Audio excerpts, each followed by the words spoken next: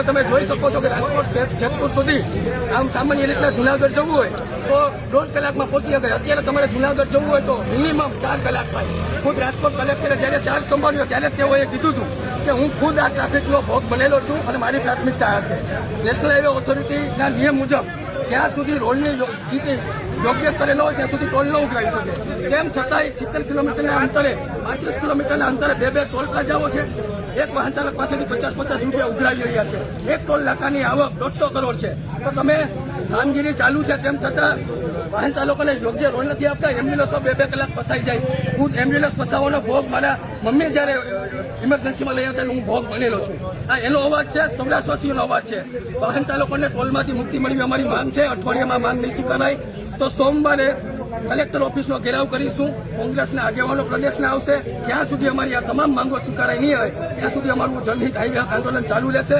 આ ડાયરેક્ટરે ભ્રષ્ટાચારી છે. કોન્ટ્રાક્ટરને ખટાવવા માટે વાહન ચાલકો પરેશાન થઈ રહ્યા છે. ભાજપના આગેવાનો જો આ એક શબ્દ ન બોલી શકતા હું તો એ લોકો